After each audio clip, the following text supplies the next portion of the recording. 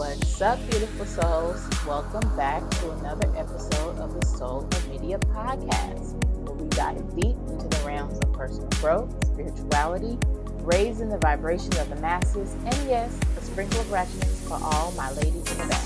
Hi, welcome back to the Soul of Media podcast. I'm your girl, Soulful T, and today we have a special guest. Vince, welcome to the Soul of Media podcast. How are you doing Thank today? you. Thank you, Tori, for having me here. I'm doing really good. Just getting moved in like I was sharing with you, and I'm happy to be Mhm. here, though. The conversation is important. I think the topic is important, what you were sharing with me, and, your energy and what you're committed to creating and being in the world for other people excites me. So I know we're going to jive really well here. It's going to be awesome. Yes. We already been jiving and vibing like already since we connected. So I'm excited to Absolutely. get into this topic today. But before we get started, I got a little fun question for you. So Mm. answer this. Just take a moment to think if you need. But if you may already know your spirit animal, but if you were an animal, what animal would you be and why? Wow. So that's a good question. So the question is, what animal would you be and why? So Mhm. when I did a spirit animal meditation with Mm. one of the trainers and friends of mine many years ago, and what came forth was the owl. Mm. And she had a wonderful book on this, and it had 18 pages of information about the owl, which I took pictures of, and I haven't been able to find it. I've been looking for it for the last couple of years. And I know there's somewhere stored somewhere, but the main points that I remember that really resonated with me, I was doing this work in the program I call the Core Encounter, and six of us gather around in a circle. We're doing very deep, intimate exploration of our inner world, Mhm. holding space for one another. It's a really beautiful thing that I'm just facilitating. But the owl has this highly attuned listening Mhm. and the ability to see and very, very sharp images from far, far away. And I felt a lot of resonance with how I was being in the group because I would listen. I would even often close my eyes just to listen to the tone of voice of an individual, or just feel their body language or non-movement, but still Mhm. the subtle sensations of their inner being. And everything that this was described about the owl just felt so true to me. Also, the hunting at night, loves to hunt in the Mhm. darkness, right? Mhm. And so here I am hunting in the darkness with these people in my group, the things that they don't see, the things that have been unconscious or in the darkness. And I'm expert at targeting what their needs to be targeted so that that person can integrate something that hasn't been integrated, something that will Mhm. set them free from some reactive conditions and addictions or poor habits, right? Yeah, Or perception that's self-limiting in some way. So right. yeah, so the owl is definitely one that I love and resonate with, and I'll still go with that. Wow, that was just so, like, intimate. I felt like I was starting to see you as an owl as you was, like, explaining Wow. that because it's Yeah. like, that's just so deep when you actually can see through someone and, like, things that areas that they can't see, you kinda put, like, a nightlight vision on it. Like, yeah, I see that area that needs more love, needs more healing within you, so that's beautiful, Vince. I've never would have thought about an owl. Okay, I That's a great like question. I mean, I didn't know you were gonna ask that question. That's that. actually I know, really try to do cool. something So different, switch it up a little bit. totally Okay, good. so yeah, so let's go ahead and get into the topic. Um, First of all, just tell me more about you and your background and like more how your spiritual journey started for you. Yeah, so I'd like to introduce it, at the point of 1999. I found myself waking up on the sidewalk, and vomiting blood. It was kind of disgusting, but I had just overdosed. I was in a recovery program. I had been arrested in 1998. I was court ordered to go to a particular recovery program. I was court ordered to attend AA or NE meetings. I wasn't taking them seriously. I had been sober for like maybe a week or two, Mhm. and then my friends wanted to go out to a bar. We started drinking that night: cocaine, LSD, ecstasy, smoking, more drinking for a Mhm. couple of days. That's not too bad. 2 days, no sleep. I was doing 4 days like that with no sleep It's for called four benders, days. right? Bingers? Yeah, benders, yeah, or Yeah. binges, and it was pretty heavy. So this was not. we hadn't even done that much, but we were on our way to go pick up some more cocaine.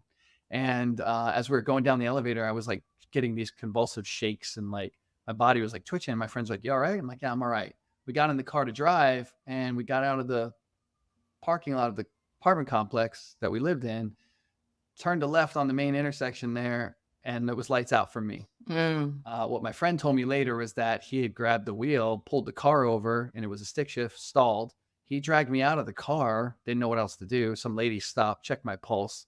She yells, "He's got no pulse." So my friend's like, CPR. He remembers CPR from our health class back in middle school, jumps on top of me and he's hit me with CPR mouth to mouth. And then I'm waking up with the paramedics were there. And I don't know what they did, but somehow they resuscitated me. I came to, and that was a violation of my probation. I Mhm. was on probation because of my prior arrest, both drug charges, and they brought me to the hospital. I'm handcuffed to the bed, and now I'm like, man, I almost got myself killed. I clearly don't know as much as I think I do. Cocky, arrogant, Italian, super tough guy. Don't tell me what to do. Attitude. Now I'm like humbled. I'm like, for the first time, really accepting that I really don't know how to manage my life. Like I Yeah. really got it. So I made a decision to change that day. And that's when I began just cutting everyone and everything off. Next step was just I started spending time in nature. I got really curious about life after death because for me, I was supposedly dead, but I didn't see angels, demons, light at the end of the tunnel, no conversation with God. There was none of those cool stories that I heard. And I Right. was like, if I had died, that might have been it. And that's Yeah. all there is. So I was kind of horrified about that. So I was curious to know if there's more. And I just started going into the library to seek answers too, because I didn't know what else to do. I knew I needed to get new information in my brain because my brain was corrupt. Yeah. And the library opened me up to different spiritual practices, religious perspectives, but I was very untrusting. Yeah. I was unwilling to just take anybody at face value. I'm like, I need to experience this stuff for myself. I started practicing Zen Buddhist meditation. That made sense to me, sitting quietly, observing the breath, doing nothing. And in that process, I also was sobering up. I began to get more internal. I began to observe more of my thinking and my feeling, my behavior. I had more Mhm. space to observe myself. Mhm. And then there were like flashes of painful memories that started to come to view of my Mm. childhood and my mother getting severely abused when I was about 10 years old by a man who would become my stepfather. Um, and he really hurt her physically and emotionally. And they both drank. And that pain and emotion and anger and shame started to surface while I was sitting in meditation. And I wasn't trained like I am today. And I was overwhelmed by the grief and the just all the different experiences that were coming through because it wasn't just the images. I was like, the emotion was coming through, like Yeah. it was so vivid. It was coming alive again, and it was scary and it was frightening, and So, all the really quick shame was then, there. Yeah. would you describe that where you were sitting down and all these things are coming to the surface? Would that be something like shadow work where you're dealing with your shadow self and all the things that you've been hidden that was hidden in the past, but now it's finally coming to the surface and you have to deal with it? Um, yeah, I mean, the way I would distinguish shadow work and the way that I do shadow work or what I call shadow integration um, is more structured and but fundamentally the shadow represents where there isn't awareness, where light isn't shining and there are suppressed emotions, thoughts, there are characteristics, parts of our personality that are suppressed or denied, desires and longings. Emotions like love can be in the shadow. Like Yeah. we don't accept love as an emotion that we can feel. Mhm. We can also have anger in our shadow, like anger is not acceptable. And then all the factors that have that happen. But there's also a more structured approach, a Carl Jungian approach that I take to shadow work, which is something we could talk about. But in this moment, I had no structure. I was just meditating and stuff started to come alive. Oh, So okay. it was the unconscious surfacing. I Mhm. started to, number one, sober up. So I'm not medicating. I'm not distracting myself with a life of crime and violence, Right. which was a great distraction to not have to feel what was going on in me. So that's gone. Mhm. Now I'm also sitting still, doing nothing. And it just began to bubble up. So I don't recommend that for people because I almost killed myself in that process. I literally put a knife to my throat. I wanted to die because it was so overwhelming. Yeah. I wasn't Many really equipped and emotions. prepared. Yeah, just Yeah, it was coming too out of much. I had no support in the moment. So I love meditation and I think it's beautiful, but I'm also careful to not recommend or prescribe that for people who may have severe trauma in the background without having proper support and nurture. Because if that comes to happen to them, the surfacing of deep trauma, they may be overwhelmed by that and it could be Yeah. re-traumatizing. Yeah, that's a good So that happened and I was fortunate to survive that, but then I was able in a way to process in a crude way, like a very rudimentary expressing anger. I did, I mean, my body went into convulsions. I found myself smashing the floor, smashing my head against the ground. Like there was so much force of trauma in my body that affected me so severely that it played itself out. Now I guide people to do this intentionally in a structured, supportive environment, usually with other people even around as well, if that needs to happen. I have better ways of processing today that are much gentler and much more efficient. But Mhm. sometimes there's a need to really move some severe energy and forces through. But that's kind of what happened. And then soon after that, I had a spiritual awakening.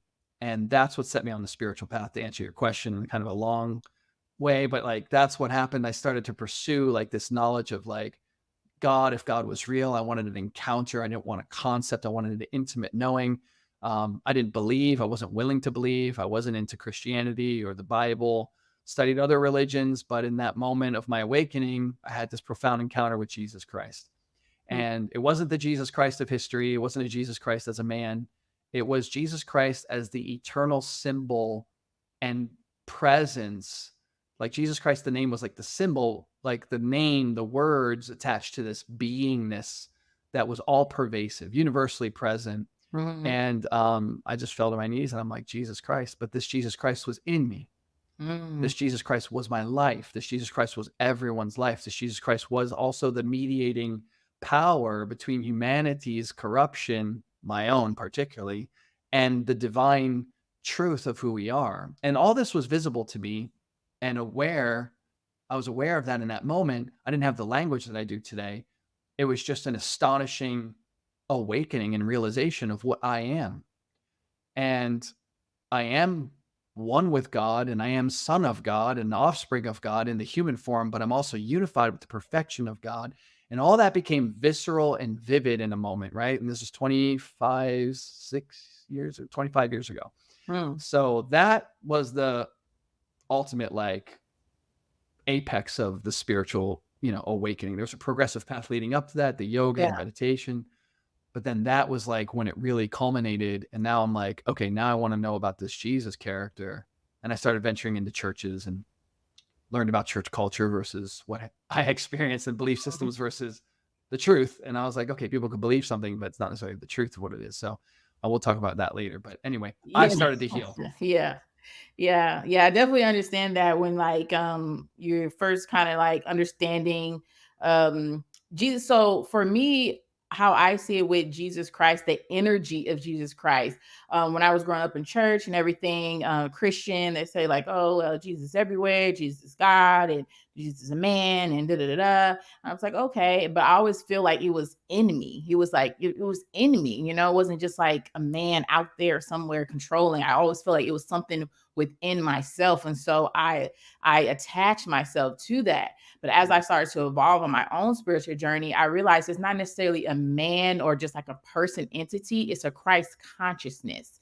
The consciousness of Christ is something that everybody has, right? It's something that's within everybody. It's not like, oh, do you believe or do you not believe? It's just, it's within us because we're all a part of this universal source that comes from the same thing. So that's interesting too. When I started to learn about Christ consciousness and I'm in church, I'm like, okay, you guys are preaching about one thing, but saying another. Something's not adding up. You know what I'm Mm, saying? Like I discovered other religions and other ways of being, and I just felt like, well, we're all God's children, God loves all of us. It doesn't matter what you believe, but I got chastised, I got quieted and like, no, you're not supposed to speak about those things. But that just kind of separated mm, spirituality for me. It's like, so religion and spirituality are two different things, right? And so that's what I kind of started to discover in my involvement in church. And so now I'm no longer in church and not a Christian, but I still understand the principles of Christ consciousness within everyone. Yeah, I got, I love all that because I understand all that. For me, all the other religions came first, and I Mhm. never lost a love and appreciation because I always looked for core significance, right? Mhm. Like, what is this? What is the deeper meaning? What is the deeper point of view here? Like, not taking any religious teachings at the superficial level.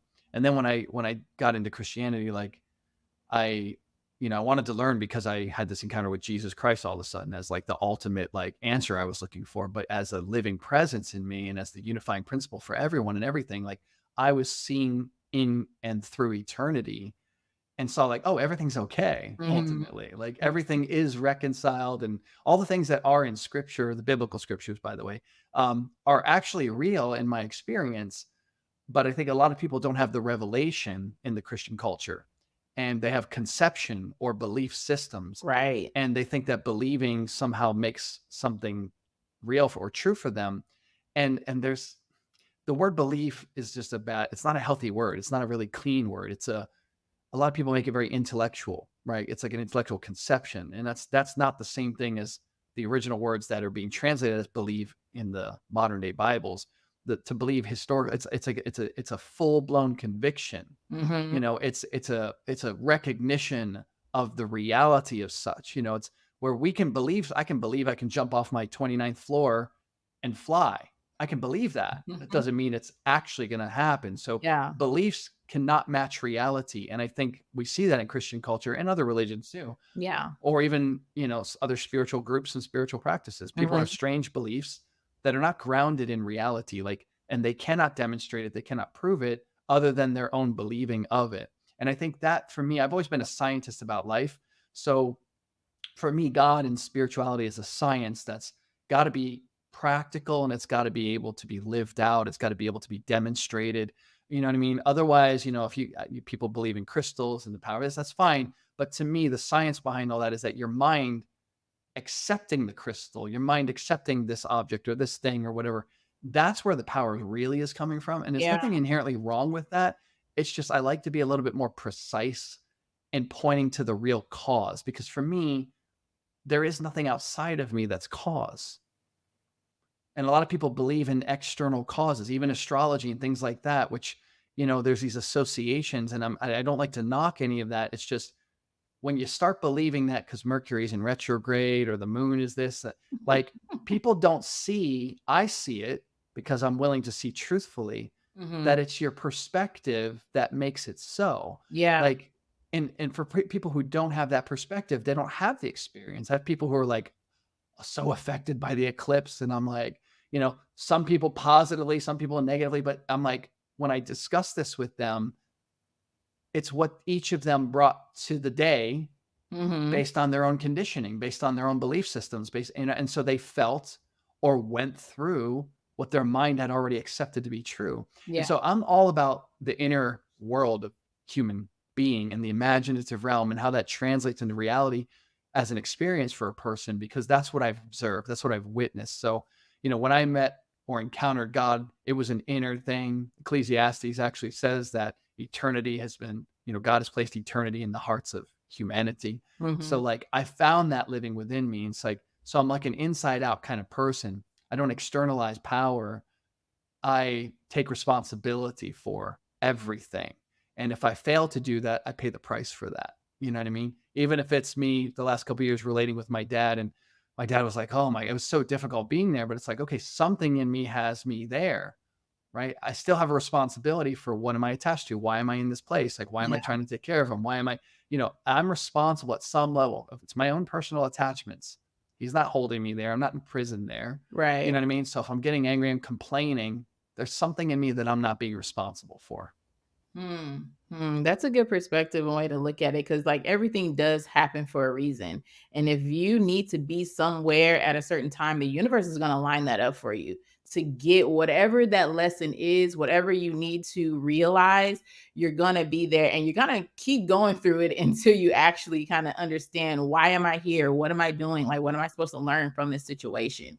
And that's a better way to look at situations that are unpleasant or what you don't desire, because it's like it's leading you to your highest self. It's still guiding you on this path of like evolution, growing and stuff. But so many times we want to run away from the hard stuff, like, oh no, it's uncomfortable, I don't like it, but it's like growth is in the hard stuff. Dig a little deeper in that, and then you can see the flower beneath the manure, if you will. So Yeah. yeah, Yeah. so I like that perspective, because like it's always changing, it's always growing on this journey. So please continue your journey, and how you were able to grow past the addictions, your everything that you went through.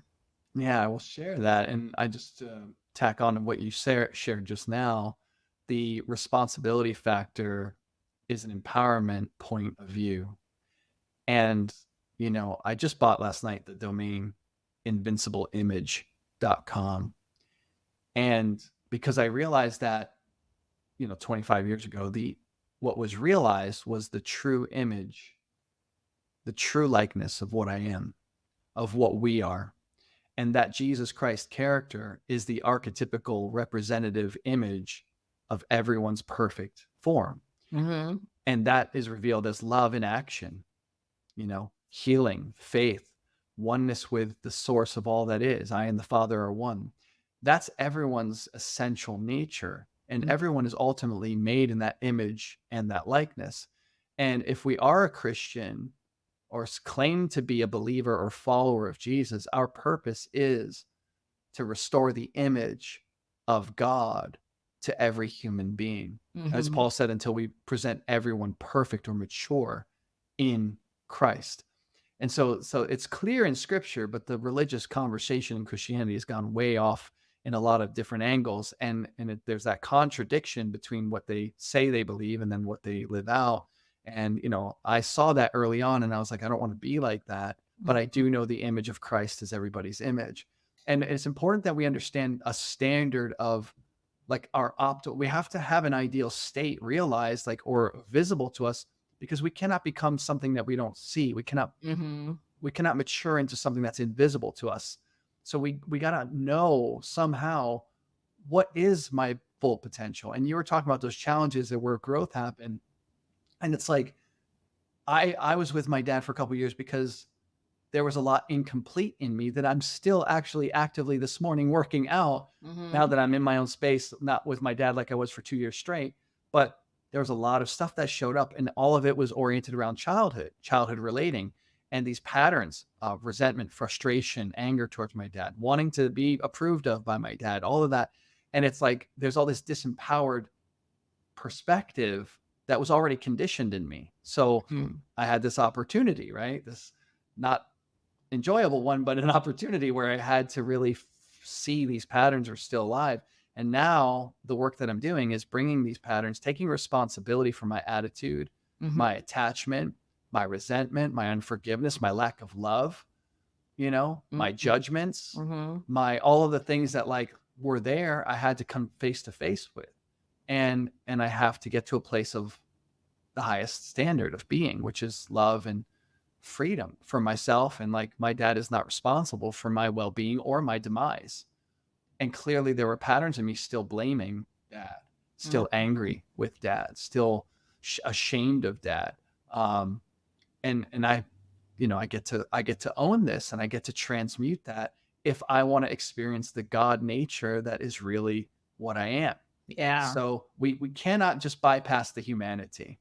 No Yeah. matter how spiritual we want to pretend to be, the humanness of us will have to be confronted, and we get to own all of it with love and compassion, or we're disintegrated. We're not whole and complete in our experience. And that will be something that we'll find out sooner or later. Yeah, yeah, because that's why we came down here, right? Like we're all spirits having a human experience, right? But we wanted to experience the human experience. We wanted to, well, I would say God wanted to experience the human experience through us. right? Like you want to experience like all the challenges, the tribulations, the highs and the lows to go through this evolution so that we can keep evolving and keep expanding. Like humanity is still expanding. We're still growing. It's not just like, oh, you live and you die, and then oh, maybe you come back again, reincarnate, you just do it all again. No, there's a whole evolution going on in the background. And it's like you can't skip out of it. And I love to talk about the airy fairy kind of like spiritual community, because it's like, oh, it's all light and love and peace and warm. It's like, okay, yeah, but what about the dark? Okay, you gotta have the dark with the light, in order to have that balance within yourself, the yin and the yang. That's within all of us. And once you get to a point with your evolution or your spiritual journey where you think like, oh, I'm just spiritual, like I don't want to do anything of the human stuff, like you still quite don't understand this experience or what you're supposed to be doing while you're down here. I feel like you're still growing, like there's still more to learn. And so yeah, like you can't avoid the hard stuff. It's like that's part of the journey, is part of all of it. So yeah. That's great. You mentioned that it's the term spiritual bypassing is a good term because we tend to use spiritual practice, spiritual belief systems as a way to bypass or ignore or avoid the parts of us that are uncomfortable, that are still in pain, that may be Mhm. wounded, or the parts of the world that we don't like. And that bypassing is disintegration, it's disassociation. And it's not the path of healing. It's not the path of integration. Healing and integration, wholeness, same thing. Mhm. Integrity means wholeness and unified system. And in order to integrate, we must face and feel and embrace to heal everything that is not healed or integrated or not made acceptable or part of the experience. When I had that viewpoint of eternity, it was like so obvious that, oh, I'm everlasting. Yeah. Of course I want to do all this crazy stuff because pretend that I'm going to be dying in these terrible wars and sicknesses, because what else do I have to do and live Exactly. forever? It's like, you know what I mean? There's like, so really there's no consequence at the end. It all pans out and everything's fully restored. And scripture teaches this thing, like everything will be fully restored in him. Like this Christ-centered beingness, which is a corporate being. It's all of us united.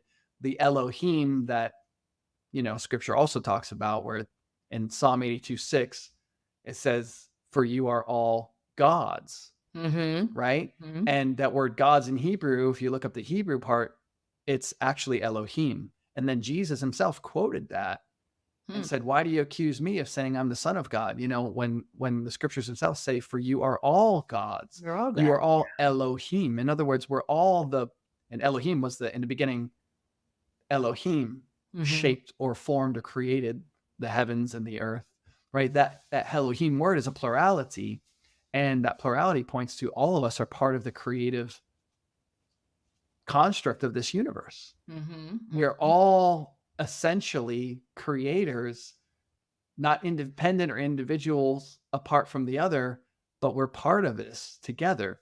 And when we realize that, you know, we have a sense of freedom that maybe we didn't have before, and we can take a responsibility that we didn't have before.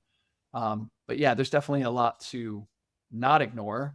That's Mhm. the work that I do. And the work that I do is primarily, I train coaches now to do the work, but before that, it was helping people to navigate that inner world, not to bypass it, not to pretend that you're some spiritual guru now or some spiritual devotee and you don't have no problems in the world. But it's like, really, like, okay, what have you not handled in relationship to your past? What emotions, what feelings, what thoughts? Like, the humanity will not be bypassed forever. Spiritual bypassing is like another form of drugs. It's Yeah. just another way to escape what I need to face and become responsible for and Yeah. make peace with. And it doesn't have to be painful. It can be very pleasurable in the process, because I lead people to do this in a very joyous and comforting way. Now that I understand what we're doing, it can be done simply. It doesn't have to be like certain forms of shadow work are very heavy and boggy and frightening to people. Yeah. And they're just misguided. They often don't have the right foundation. They don't start with the truth of who we are. I Mhm. always start people with the truth of who they are, not by talking about it, by giving them an experience of it. I use processes and guided awareness processes where I guide the awareness to discover within themselves a place of safety, security, support, the the realization that they are pure awareness, that they're not their thoughts, they're not their emotions. by setting this foundation up first, it's much easier to now handle the unprocessed thoughts, the emotions, the feelings. Trauma, by definition, is basically overwhelming or painful events and experiences that we were incapable of properly processing in the moment. And our nervous system was incapable of completing what's called the nervous system stress response cycle, where we fight, we flee, we fawn, we freeze, or we flop. Like Mhm. those are like those responses. And if we can't complete that out properly, because there's too much happening, right? We're being severely abused, or it's too overwhelming, or we don't know how to handle it, or no one's there to support us in talking through that and feeling our feelings and being okay. Like if we don't get that, then what's left in us is what is called trauma. And that is just suppressed nervous system stress response cycling that never got to go through the whole process. And so we have to have people go through this process and complete those cycles around incidents that were really painful and traumatizing. We don't have to necessarily go to the specific memories anymore. There's ways to do it more somatically. That's the most important memory to get at, is the somatic memory anyway. Mhm. So it can be very comforting to do when it's done the right way.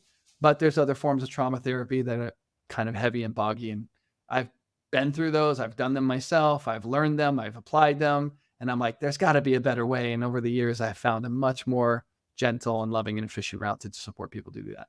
So you don't want people to be ugly crying and snotting and That's screaming and sometimes. Well, yeah, I saw a video of that the other day, and I was like, this guy's like, that's his ad, right? And like, I'm like, I commented, I'm like, this may be what happens sometimes in the trauma, but it's very dramatic. It's almost like when you go to certain churches, they're like the faith there, people start shaking and all that stuff. It's like, you are right. like, yeah, you can do all that, but it's not. It isn't. None of that's necessary for healing. Yeah, it Honestly, doesn't take it's that for you to actually have the experience, you know? and I've been through it all, man. I've experienced all of it, and I've been around all of it. I've seen all. I'm voraciously interested in studying and being around and directly experiencing it for myself, because I want to know. And Mhm. like I can tell you, like there's just not that it's necessarily bad or wrong. It's just less efficient, right? Yeah. There's ways to do shadow work and trauma healing that are loud and obnoxious and crying and all that emotional energy. But to be honest, when I see that, it's like that can be re-traumatizing, and that can actually condition people to have these emotional things Mm. that now chronically will reoccur. Yeah. And so I'm very careful. Emotion can come up, but when it comes up and it's processed, like it doesn't need to be very dramatic. And like, I don't have my clients going through that stuff anymore, like heavy like that. I know how to empower them to handle the things that are there. So when you see people crying and that's just, I would just consider that to be like poor or less experienced handling Mhm. of the forces that are trapped up in the individual. It could still be workable. I don't want to say it's not workable or not effective, because people are like, oh, but I feel so much better. Yeah, you can feel better. It can be workable. And it's just crude. It's inefficient. It's not skillfully handled, right? Like, I'm not trying to brag about myself, but I can't lie and say that I haven't taken a lot of time to study this and really learn how to do it well, right? Like it can be done very professionally, which is not the same as those things that are out there. Better that they're out there than not, that people have a chance to come into some kind of emotional release or something like that. But Mhm. it does have some possible negative side effects too, sometimes. Yeah, I agree because just thinking back at church when they would do that, and you would come to the pastor, you put the hand on your head, and if you didn't fall out, then well, you don't have the spirit in you or something, or you're not Exactly. screaming That and kind of stuff shouting. starts to happen, and that's just a bunch of Yeah, and bullshit. I didn't fall out. I'm like, I don't know, is God I not? don't fall out either. Like I didn't fall out. I feel like this is a little weird for me. Yeah. But yeah, it's like it's different for different people how you process it and things that have been tucked away within your spirit and your soul. Like your higher self kind of guides you on how the best way to release that. And it's of course it's good to have handlers or healers to help you like guide you through it. Mhm. But I feel like, yeah, that's good to say. Like everyone's, process isn't the same way. It's not this screaming, shouting, "Oh, I'm released," and all of that That's right. because it just doesn't happen like that for everyone. So that's a good thing to point out too, because people probably still wants to have that experience, but just not all the dramatics. Totally. And yeah, exactly. Sometimes that's a turnoff. It's frightening for people. Mhm. And so I'm mindful of that. I'm Yeah. like, and like But, some people are very they like external validation, like they like the outer validation. And so these big dramatic effects, people shaking and doing all that. Like, I mean, there's a science to why that happens. I won't get into it. I understand the human brain, nervous system, and body very well. I know why faith healing can work, and I know why faith healing doesn't work. I know why people go into those convulsions, and I understand what's happening in that person's body mind system. Like, to me, spirituality has become a real clear science. I've been looking for truth, and I've never gotten addicted to or comforted by any level of belief system. I always scrutinize it. I always try to look into it, chop it up, find out what's really going on. I don't need anyone's approval. I've been to many churches, many spiritual groups, and I don't need their approval. I've been thrown out of churches.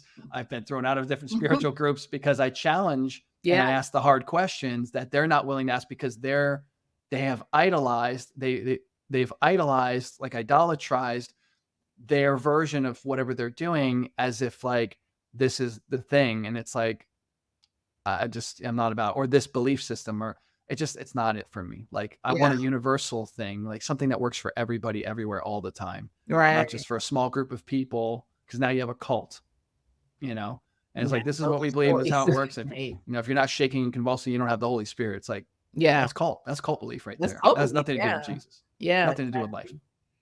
Exactly. So how I came out of the drug thing, I mean, honestly, it was in a church that I finally stopped smoking weed.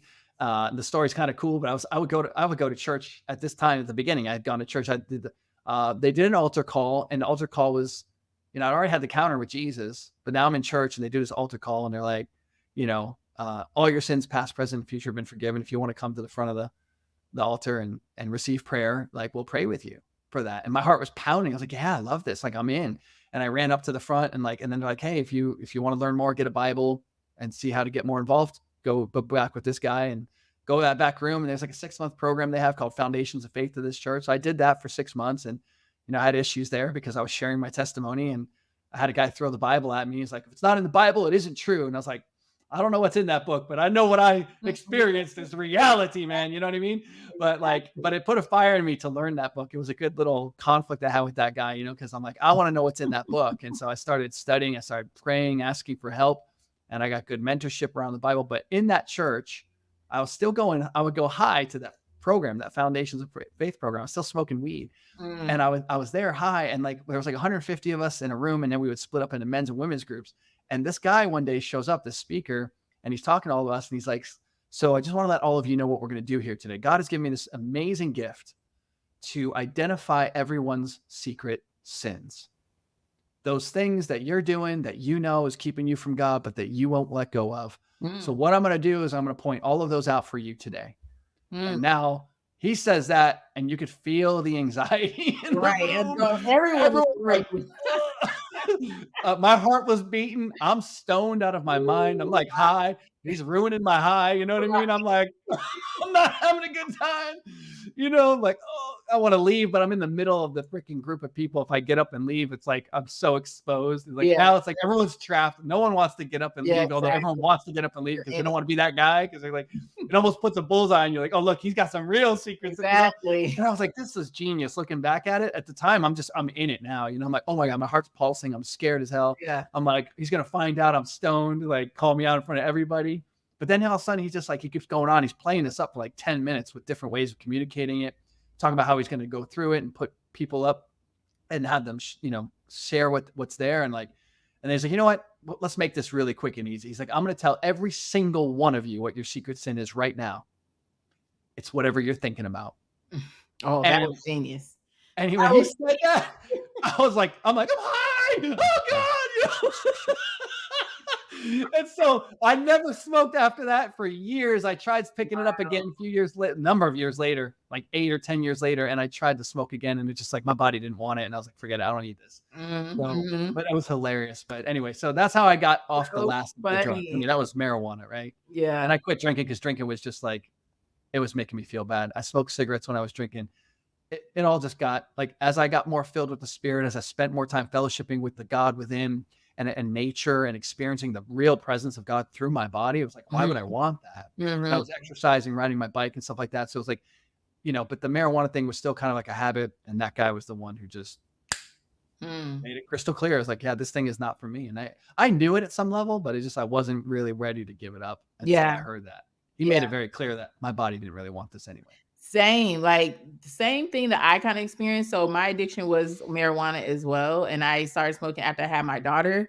And it was like just like an attachment, something that gave me comfort and all that with all Yeah. the stressors. And I just kind of kept doing it until eventually it's like, okay, I don't want to do this anymore. Like my spirit was telling me, like, you're not a smoker. Like, we're not smokers. Like, don't smoke, but it's like something kept calling me back. And then to the point where it got bad. And I was like, I wouldn't say smoking nicotine, but it was like the Black and Miles or just more heavier tobacco, because like now my body's wanting something extra. I'm just like, no, we gotta figure this out. So my experience in church, and I actually like went through several churches and told them like I have addiction, I want to stop smoking, da da da da. And I feel like they have like a process, right? They have to do. It's like, oh, well, read the scripture and da da da da, and try this and try that, but none of those things work for me. And then one time we went through a program similar to you, like we joined a new church, and you have to go through like the new member initiation kind of thing. And we were in this room with all the other people. It was like 50 people or so. And they're like, okay, this is the last day of the program. And this day you're going to just like get all your sins out, like everything that you are, wanting to release yourself from, you're going to do it. And you're going to write it down on a piece of paper and you're going to nail it to the cross. So we wrote down our sins, all the things we want to get rid of. And then we actually nailed it to a cross that was supposed to be like, you putting it and giving it to Jesus or whatever. Then we're supposed to go to these corners and cry. Again, I'm not that emotional, so I wasn't really into that. But the nailing, I was like, okay, this is going to work. This, look, Jesus, I am nailing this down on this cross, so this has to work. But it did it. It did not. I still had the urges. I still was smoking. And I was just like, oh, this is so frustrating to me. And when I would go to talk to other people within the church, it was like, well, you're not praying hard enough. Like, you're not allowing God to take it away from you. You keep picking it back up, and things that just weren't comforting to me. Like, I don't know what I'm doing. I just know I still have this urge and I can't release it. But it wasn't until I actually spoke with a I don't know what do you want to call it. She wasn't within the Christian community. She's actually within the African spirituality community, and she was telling me that I was holding on to those things from like past trauma, like ancestors was kind of holding on to that. And she kind of gave me something to do. It was like kind of write some things down, do the new moon, different things like that. And I was at this point, I was like, I didn't care. I want to get rid of this. I'm tired of it. I don't care if it's not Christian. Like, I want to get rid of this. I want to release myself from it. So I did what she said, and it worked. It worked for me. I have not looked back since. I have no urges, and I really feel like I was released, like from that energy, that negative demon, whatever you want to call it. I was released. And so different strokes for different folks, what works for them. But for me and my testament, Jesus didn't release me from that. I had to release myself from that. And that's why I started understanding the power I really have, within myself. You know what I'm saying? So yeah, Oh, that's that's so my well said. experience that I That's have. so good. And that, you said, when you said Jesus didn't release me from that, I released me from that. This is where we got to get into some like accurate biblical definitions. The name Mhm. of Jesus is literally the name that we have Joshua in Hebrew, Yahshua. Mhm. Mhm. And that name has a significance that is deeply personal to each one of us when we understand it correctly. Mhm. We have made Jesus an external character, and that's a Exactly. defamation. That's a false god in a sense. Mhm. Just like it says, we shall have makes no image or likeness of God, and we shall have no other gods before what God? Yahweh. What does that mean? I am. I become what I become, and I won't become what won't be allowed to become. And that principle of being is everyone's nature. So the name Jesus means Yahweh saves or Yahweh delivers. Mhm. Yahshua. Yeshua, yeah. Yah. Yeah. So it's Yahweh plus Shua. That's the deliverance or the salvation um, significance. Mhm. And so I deliver, I am deliverance, I am salvation is the real meaning of the name Jesus. When you embody the name, when you call upon the name of the Lord, or when you summon the name or use the name or express the name of the Lord, you will be saved. I am salvation. What I heard in your story, you did the cross thing, but maybe they're crying, that kind of weirded you out. But you're like, I want to get rid of this. I want to do something about it. Like your intention was so clear. I'll do whatever it is. You did whatever ritual you did. It's not the ritual that delivered you. Your intention magnified through the ritual, Yeah. and you delivered you. Yeah. You delivered you, and you said it. You said, I did this. And that's because it isn't an external power. It's not an external entity. It is an internal principle, Mhm. and that's the real meaning of the name Jesus. I am deliverance. Mhm. And if the church would get this going, like in their understanding, it would empower everyone because you see people still stuck and hurt and wounded, not growing. There are people who get breakthroughs, and there's a science behind why some people get set free in the church, and there's a science behind why people don't. And if you investigate each individual, it's easy to understand. There's a different mental, emotional, somatic construct within that person that prevents one person from receiving or opening up faithfully and having that full confidence. There are conditions within them that prevent faith from unfolding within them. And we can actually dissolve all that with the tools that I have today. So it's like clockwork. No matter who it is, no matter what it is, if anyone is willing to sit down with me and wants to go through it, we can do it.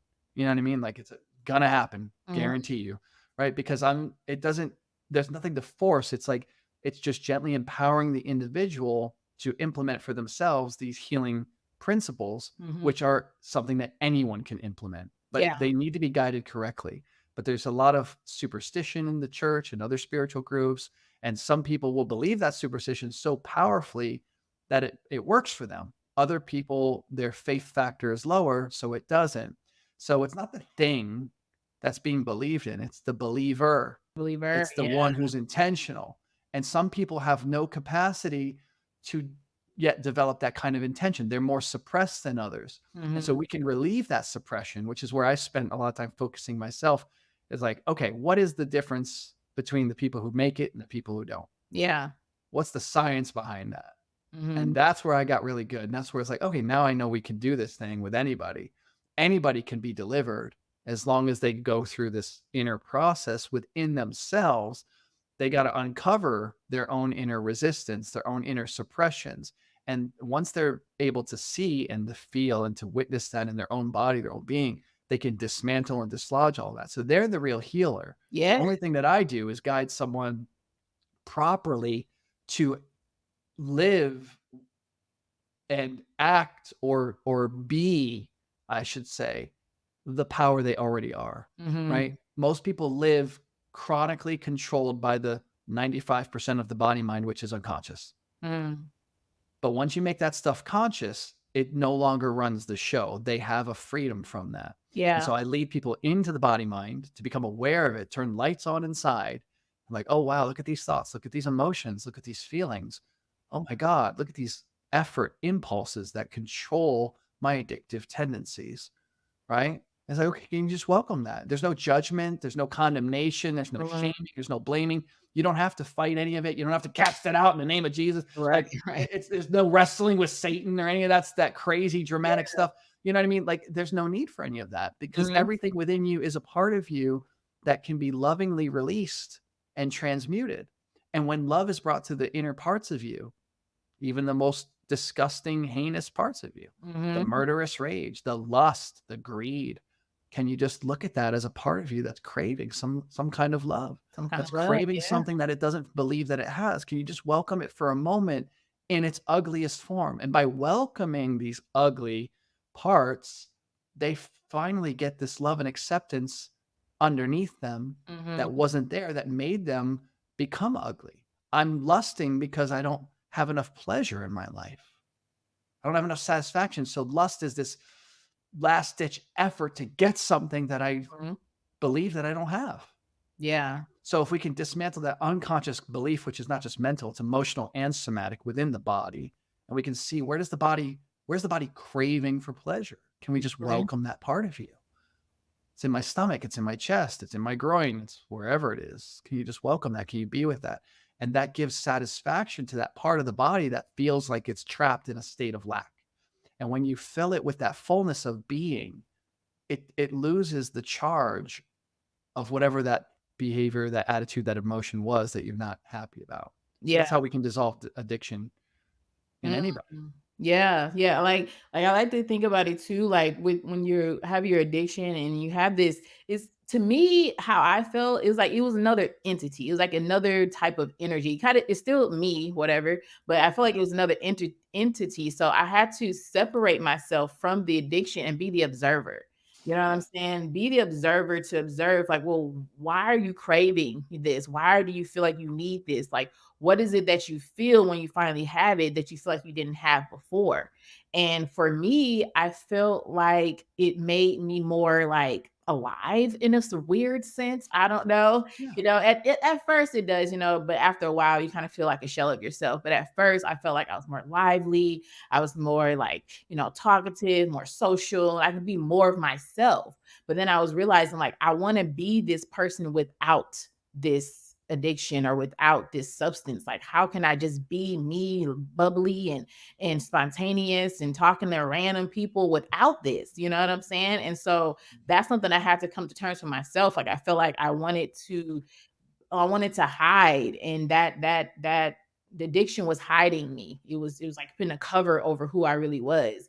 And when I finally stripped that away, I had to face the facts. Like, hey, this is you. This is all of your form without any extra substance. How are you going to mold and become the woman that you really truly are without all these extra additives? And so that's what I've been on the journey to do and discover myself. Who am I without this extra stuff? Who am I? How would I show up to others? And how am I nurturing this new person within me that is not identifying with that old self anymore? You know what I'm saying? So to me, I really had to take a step back because I was beating myself up a lot. Like, here you go again. Like, you just can't get it right. And of course, that's ego and things like that. But I'm like, once I took a step back and didn't like automatically associate myself with the addiction, I kind of see myself in a different light. And that really helped me a lot.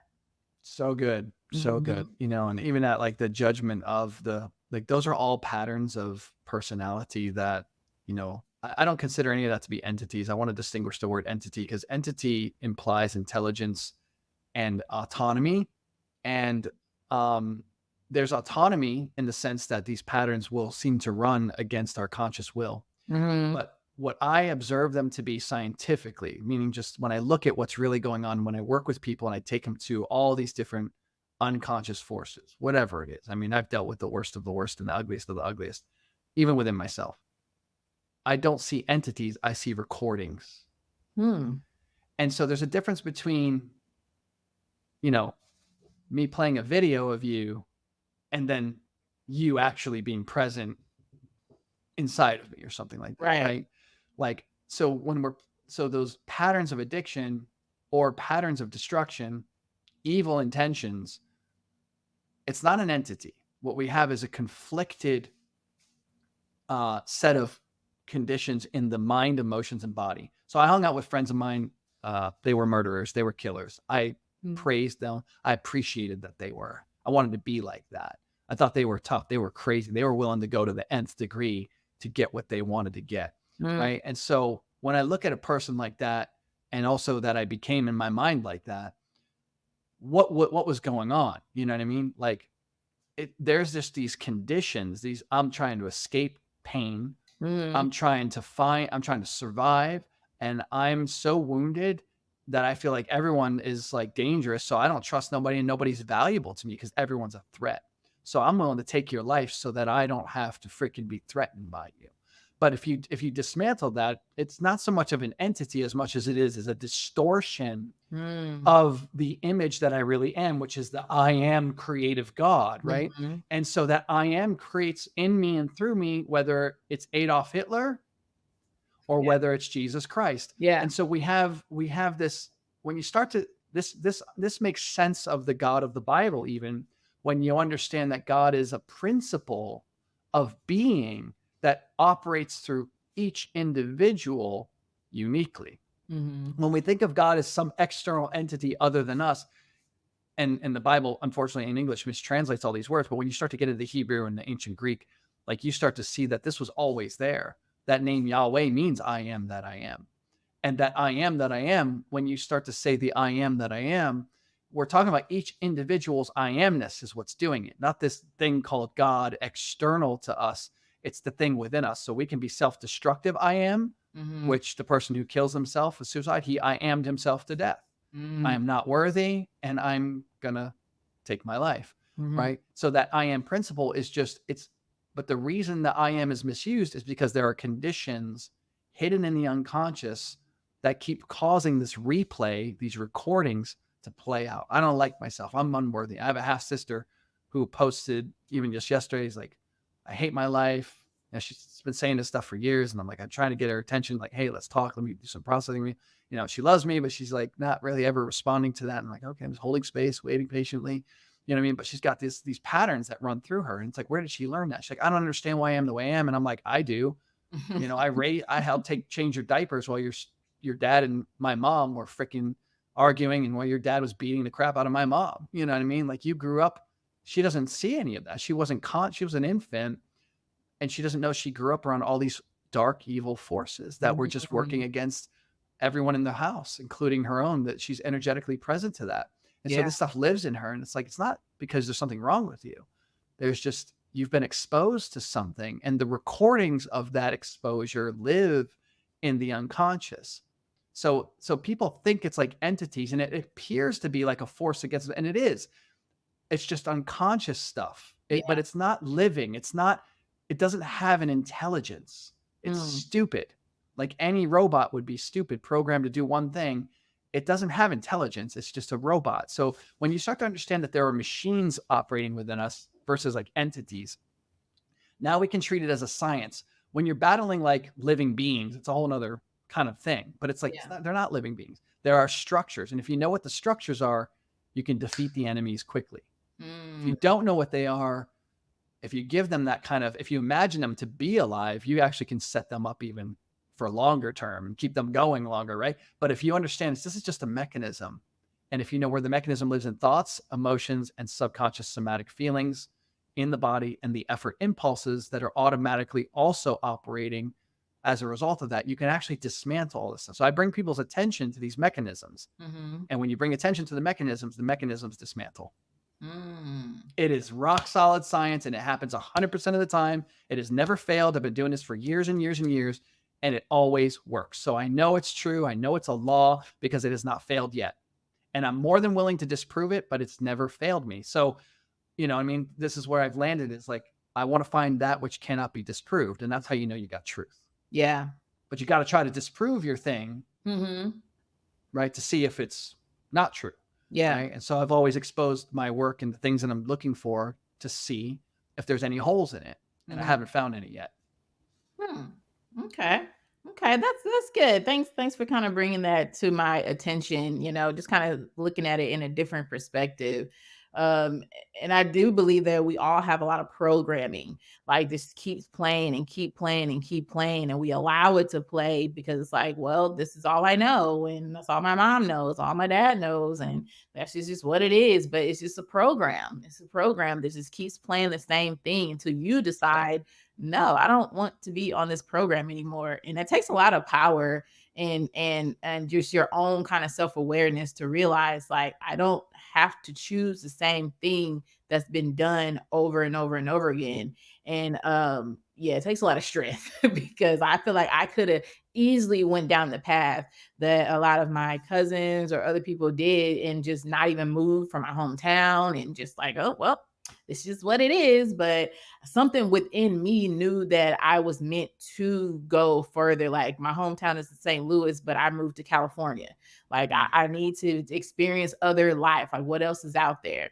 And then after that, I moved to Texas. Some people don't even want to like leave their hometown. They don't want to like explore. So I just knew for me it was different. But I still had to deal with the programming that was placed in me from birth. Like I still had to deal. I couldn't run away from that.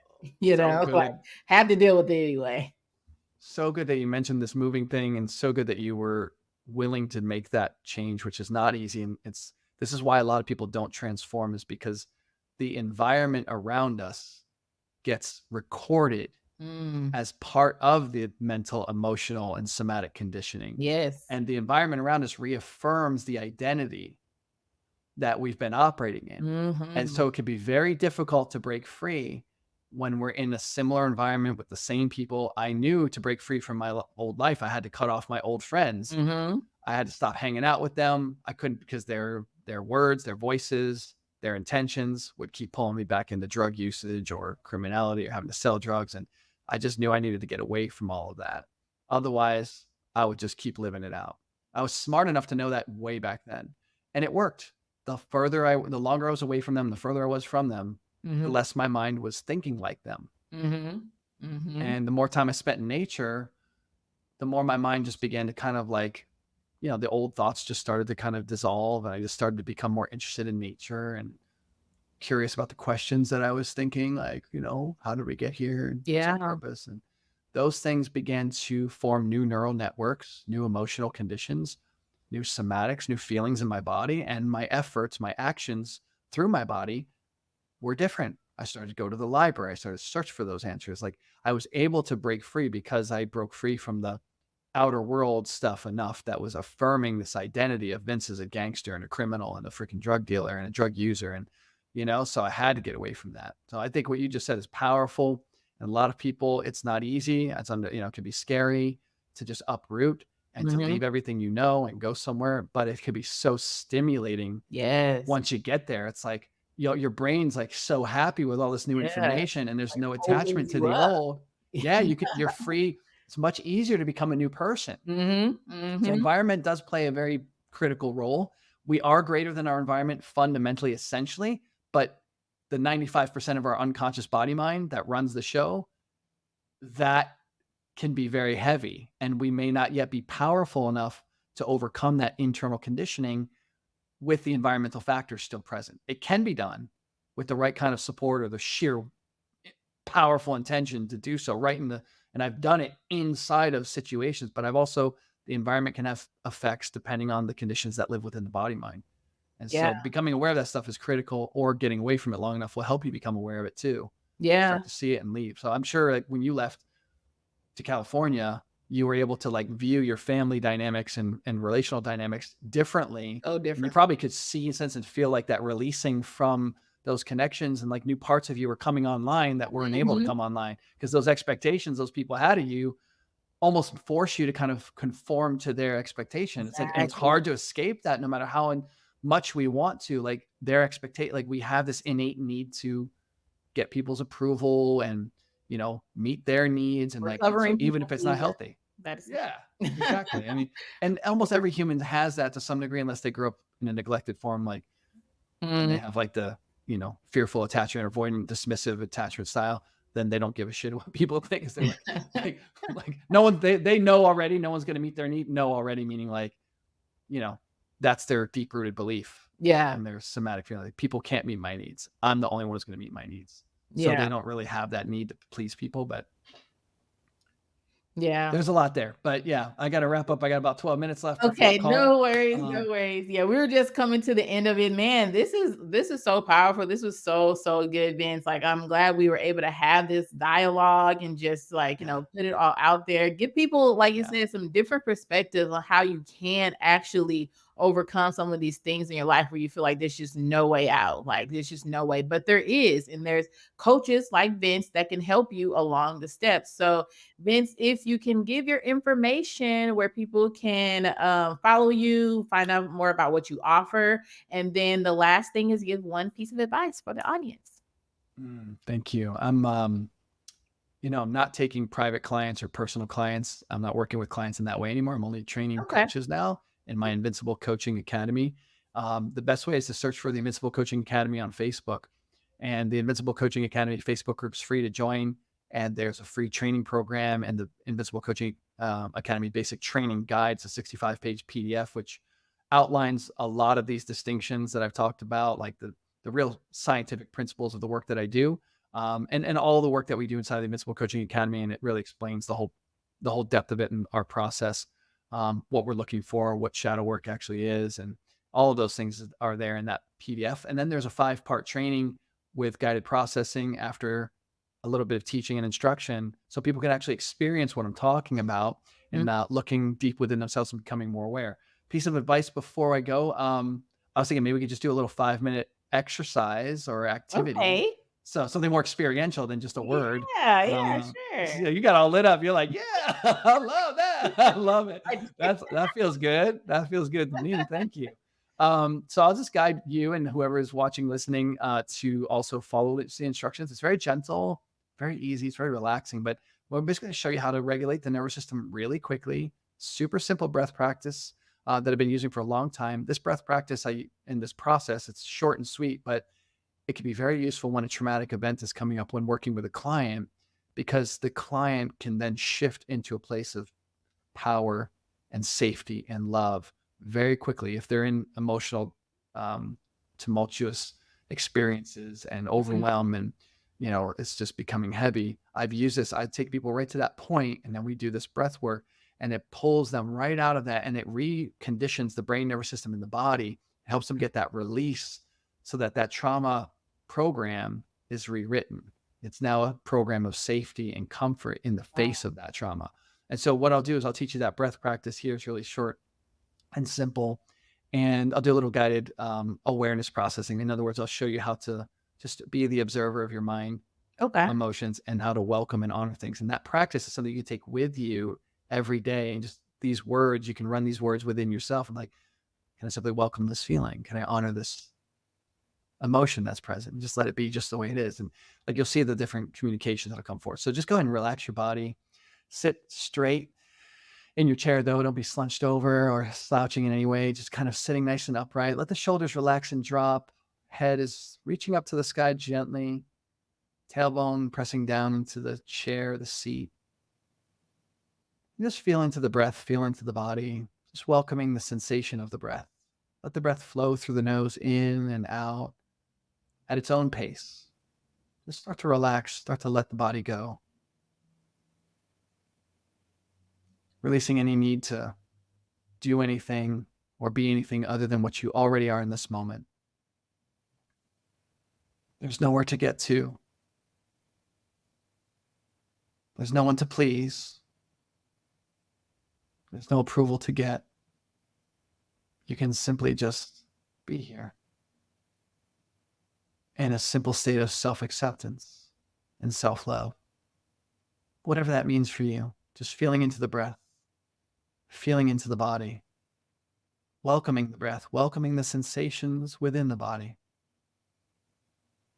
And if there's any place that feels tight or tense, constricted in any way, see if you can pay a little more attention to that. Softening around the head and the face, the eyes and the nose and the jaw. Intentionally letting those muscles go. Relaxing down through the back of the head and the neck. Softening the throat. You'll notice that there's like this clenching in the body, this like gripping, this tensing of muscles. Just let that go down through the shoulders and the arms and the hands. Noticing the space inside of your chest, and allow the muscles around the chest to soften, to relax. The muscles between your shoulder blades and the upper back, softening and relaxing. Noticing the area of the solar plexus just below the chest, above the belly. Let that relax, let that open as best you can. Allow the belly to soften as well. Starting to let go a little bit more, just be in this moment here as you are. Feeling down through the hips and the butt and the legs and the groin. relaxing down through the knees, the shins, the calves, the ankles, the feet, the toes, everything in the body just softening. Feel like a space opening up within every part of the body. And let's pay attention to that breath again, just observing the air that flows into the nose, fills the lungs. Notice it as it flows out of the nose. Let's exhale all the air out through the nose. Squeeze the belly in a little bit to squeeze the lungs out. Squeeze all that air out of the lungs.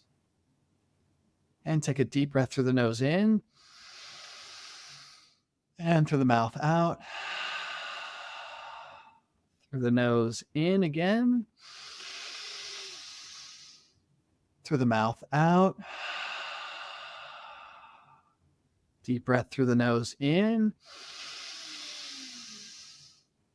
Through the mouth out. We're going to do 2 more just like this, really deep through the nose in. And then mouth out. Nose in. Mouth out. Through the nose, deep breath in, and hold this breath at the top. Just hold that breath in. Take a breath in a little bit more. Fill the lungs up a little bit more. Relax the body though. Drop the shoulders, relax the chest, the belly. Keep holding the breath gently, minimal effort. Swallow your saliva. Just observe this autonomic process of swallowing. Feel the saliva run down to the belly. This makes you more internally aware. Keep holding if you can. Make your lips into a tiny pinhole and gently release the air, super slow. And then soften the body. Let everything go. And allow yourself to be that which you truly are. This pure awareness, pure being. You are that you are. There's nothing to do. There's nowhere else to get to. You already are all that you've been looking for. You already are the fullness of being itself. Can you simply relax a little bit more into this fullness of being? And simply rest in the perfection of this eternal moment. The I amness of existence. And just welcome whatever's present in the body. Just observe whatever's present emotionally. And be witness to whatever thoughts may be there. Letting them all come and go as they are. There's nothing to fix or change about yourself. You're already it. And just be for a moment in the silence with this beingness that you are.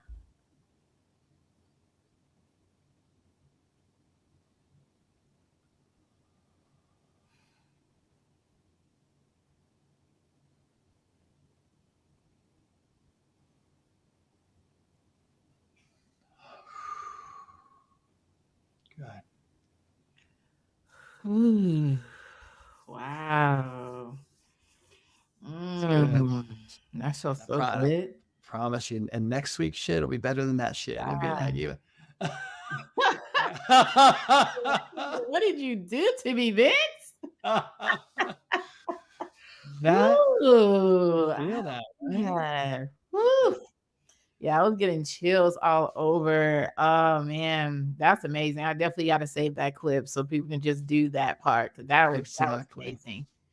Thank Yeah. you so much. And I just want to mention the affirmation that kept playing in my head as I was doing that was I am well.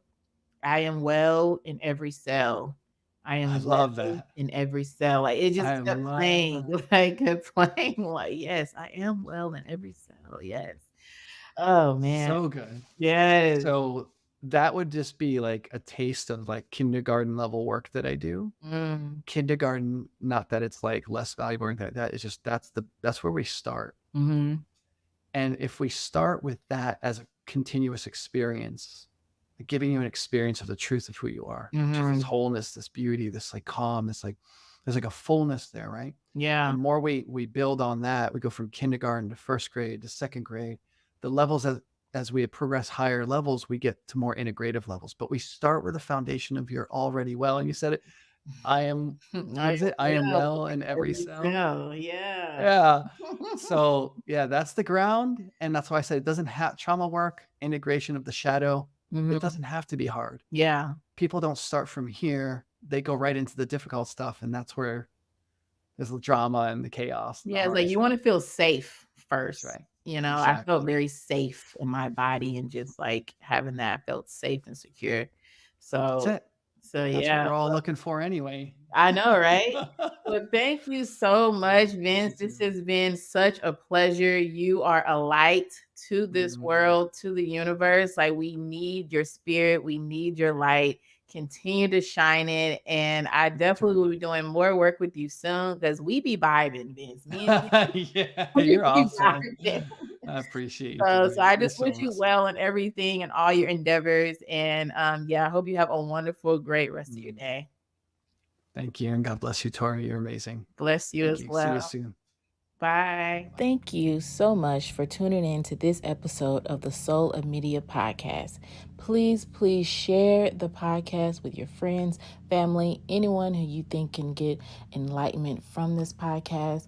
Oh, and also join the High Vibe Tribe on Facebook and our Facebook group. And if you want to know when the next episode will be dropping, join the Soul Tribe texting group. Just text Soul Tribe at 844-751-1267. All right, y'all. Just remember, you are magnificent, here to shine your divine light. So stay hydrated, motivated, and elevated. Peace.